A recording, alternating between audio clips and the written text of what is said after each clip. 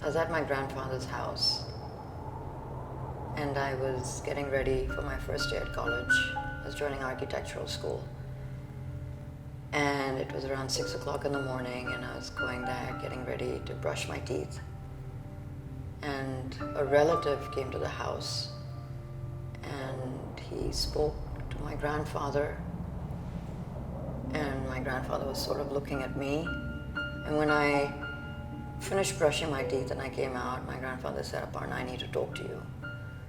And I said, "What happened?" He just was quiet. He just said, he says, "Your parents have had a car accident. Both your parents died in a car accident last night." It took me maybe a few minutes to process. And then I think I just went crazy. I think I just started screaming. We were having breakfast and I started throwing the plates on the ground. Like, you're lying to me. And that's pretty much how I reacted. And then I went into the room, I shut the door, and I didn't know what to do except just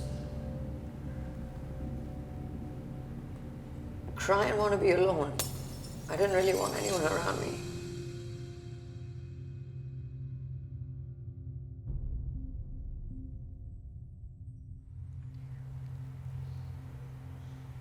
And then the first thing that came into my mind was, what about my brothers? What's happening with them? What's going on with them? Because they were only 14 and 11.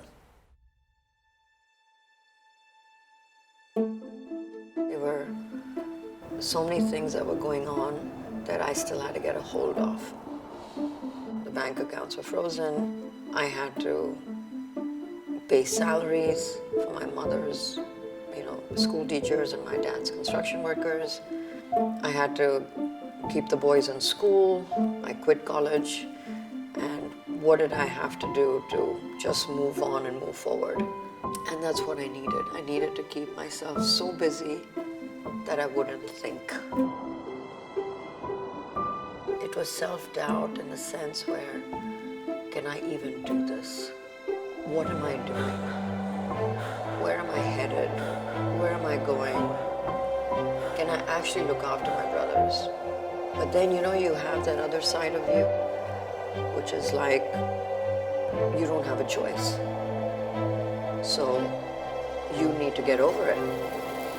You can't go down the rabbit hole in self-doubt.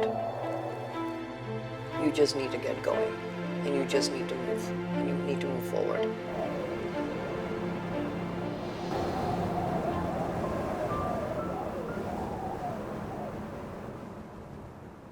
So initially, when I wanted to build a school, it was about in memory of my mom and dad. So you have your business plan, and you go to the banks, and the banks look at the business plan, and they go, "Okay, that's okay, it looks good. So how old are you?" And then they turn around and they say, "Well, sorry, we can't give you the money to build a school." And so I called up my brothers and I said, "I've decided that I'm going to build Dubai Scholars. It's going to cost us everything we have in the bank."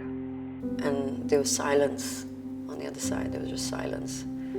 But I had so much faith that I would make it work. I just felt it. I knew it. I lived it. And it did. It worked. One doesn't realize how important a legacy is, or to leave behind a legacy, till much later in life. As you get older and you realize the impact that you are making on people's lives, it doesn't really become a memory for anyone anymore. It becomes a legacy. Every child that has graduated from school, every child that is so successful, the impact that these kids are having on the world. And that then becomes a part of your legacy, because you go, those are my kids. my kids have achieved that. My kids have made something of themselves. That's the legacy you want to leave behind.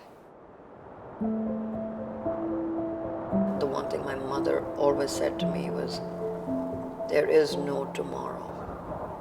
She lived by that and she died by that. She said, there is no tomorrow. Whatever you want to do, you need to do it today.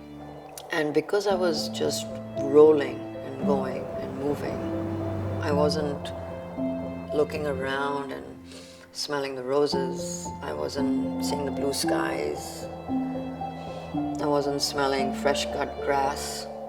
And I wish I had just stopped and said, Aparna, breathe this in. It's all good. Breathe it in. You've done wonderful stuff. There's a lot of love and light around you, and you need to breathe it in. And you need to live it. You need to cherish every moment. So you want to live life, not exist. I think I'm trying to live now.